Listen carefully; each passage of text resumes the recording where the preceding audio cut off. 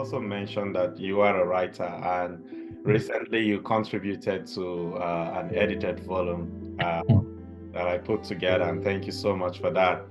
Uh, your chapter is quite fascinating, and in the chapter, maybe you can, this is another opportunity to introduce yourself.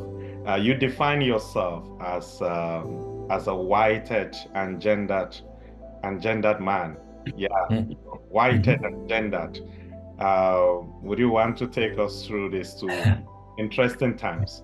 Sure, sure. Thank you, Ben, and thank you for inviting me to submit that chapter for you. And as I've said before, I kept asking you all along, "Are you sure that you want me to write this chapter, Ben? Are you sure it fits into this book?"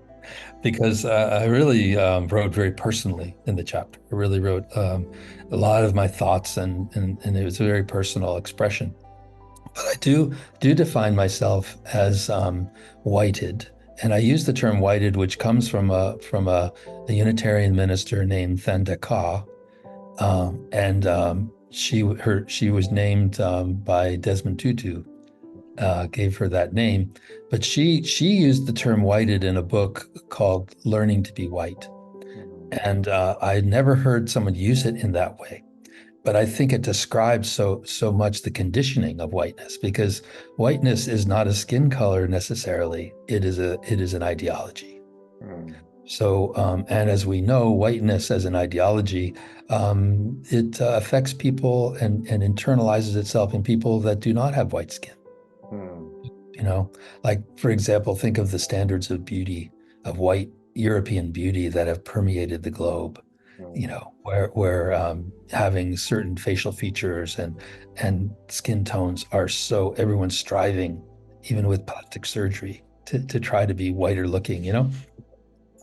That's part of being that everyone being whited. But so that helped me a lot to look at the fact that I've been whited, and in that phrase is also the idea that I could maybe not be whited. Maybe there's a way out, and it's not an escape from reality. It's I would say a delving into my true self, and so that's what the chapter addresses: is that idea of my true, trying to find our true selves, because as James Baldwin said, as long as you think you're white, I'm going to have to think I'm black. right, Right. And so the whole construction of race, right, and race says with an S, which is really a lie. There is only one human race, right. you know, and we may look different in some ways, but very little genetic difference at all. So I think that's where I say about being race. Now, gendered is another thing. I think we're also conditioned in terms of my masculinity, my maleness, who I think I am. And I think both being whited and gendered are huge barriers to world peace. Mm, mm, And so that's why I've kind of delved into that. mm, Um, it's a sticky place mm, to be, but it's I think it's so important. It's kind of the heart of the matter. mm. Yeah, thank you for shedding light on this quite controversial terms, because the fact of the matter, not the fact of the terms themselves, because I don't think they are factual. Right. Like you said, Mhm. the idea of Mhm. whiteness, but also even being black, it got me thinking. Blackness, to me was something I became familiar with living the shores of Nigeria. Of Yes. course, in Nigeria itself, my blackness was, I guess, talked about in terms of, my darker skin hue, right? Mhm. In I guess comparison to lighter skinned people, which, like you said, is also the products of colonization, slavery, and so on. But then Mhm. coming to North America, I realized that it's beyond just the skin tone, it's also an ideology. It is even a way of life, right? The idea of Yes. blackness, in a way, has been adopted by descendants of slaves and immigrants as well in North America.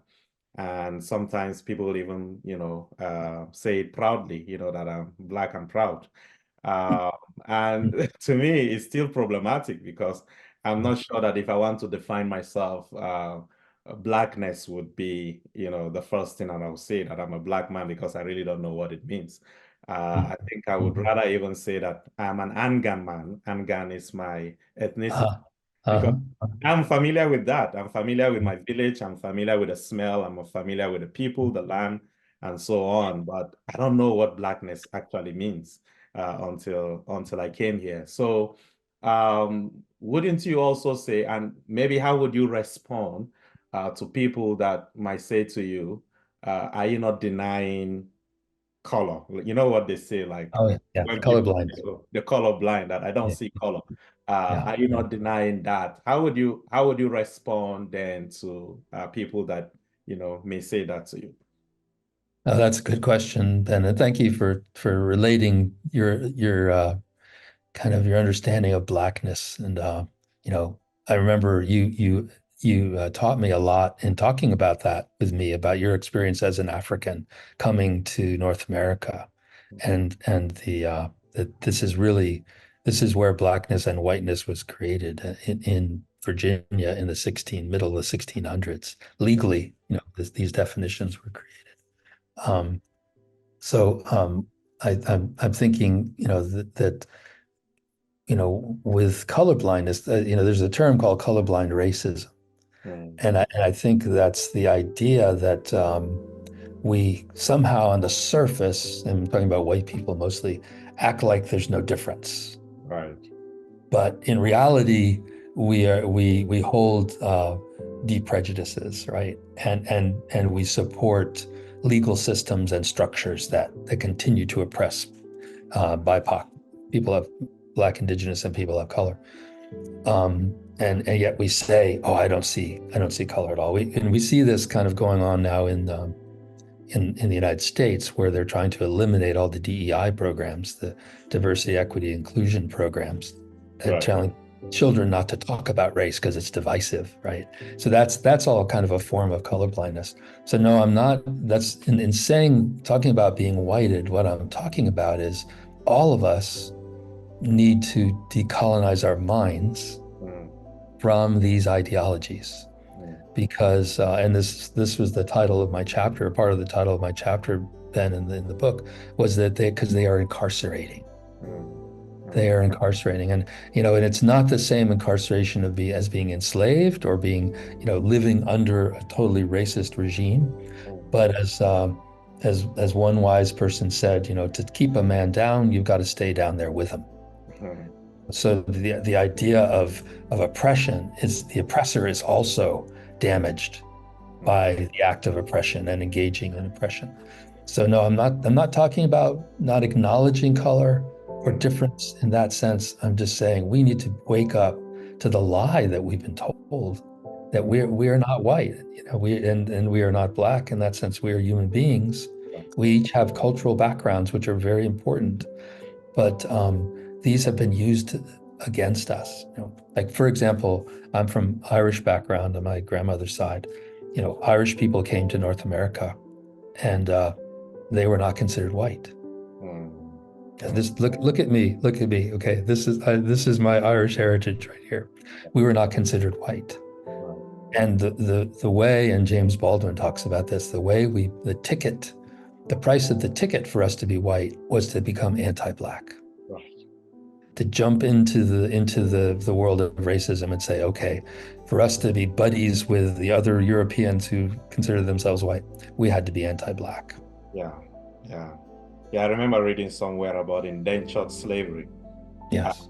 Uh, Mhm. yeah, how, like you said, the Irish immigrants in North America were told, look, you are different from these people, and if you really want to enjoy the privileges, then you have to acknowledge that difference and stand apart and not fight against the system with them. Uh, Mhm. and in turn, you would be rewarded with whiteness. Yes, Um, exactly. yeah, and it's good you mentioned your ancestry. I wanted to touch on that because in your title, you also talked about exiting whiteness, right? And all the incarcerating identities. And I know that you are someone that is quite in touch, you are deeply in touch with your ancestral roots and spirituality. Something that I think in North America and elsewhere, even today, others may find quite troubling, talking about roots, ancestors, spirituality. Why is this important to you? Is it some sort of a pathway for you out of this incarcerating identities, or is there something even much more deeper? That's a good question, Ben. I think so. I think, for me, spirituality is central. I know in your life it is too.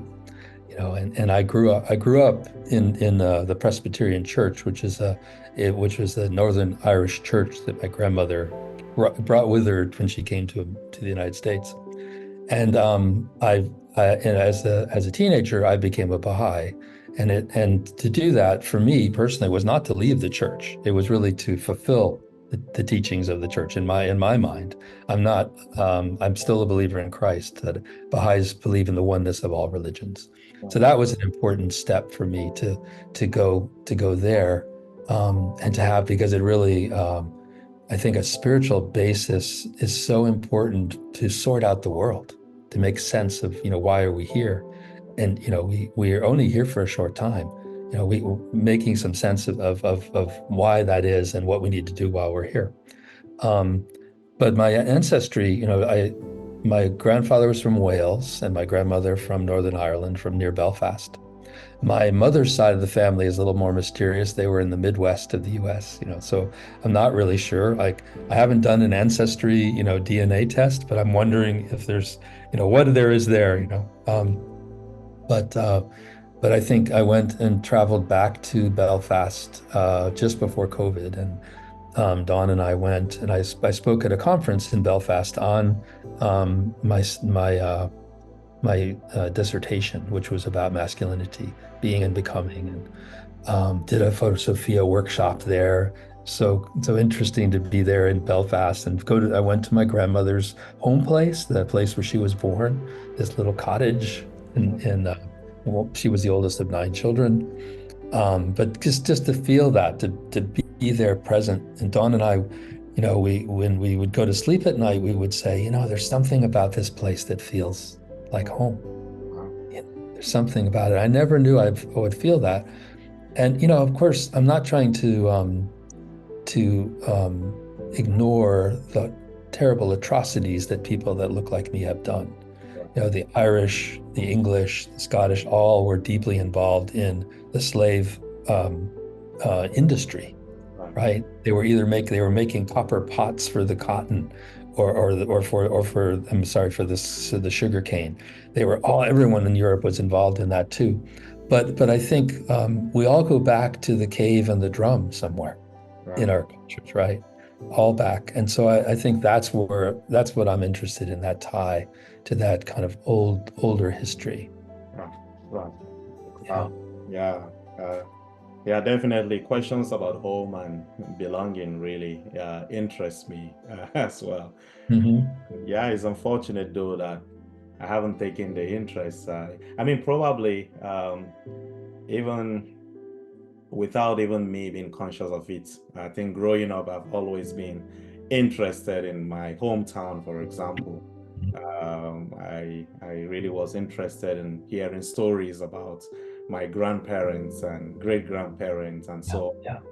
and just going to enjoy life outside of the busyness of the city and so on. And now, even more so, having traveled all around, and you leave bits and pieces of yourself here and there. And Right. at the end of the day, you still ask yourself the question of, where indeed, is home. So when you talk about your spirituality, the oneness of humanity, and something that you have found answer, at least in the Baha'i faith, it kind of makes a lot of sense to me. It was, I guess, through you that I got to know about the Baha'i faith Mhm.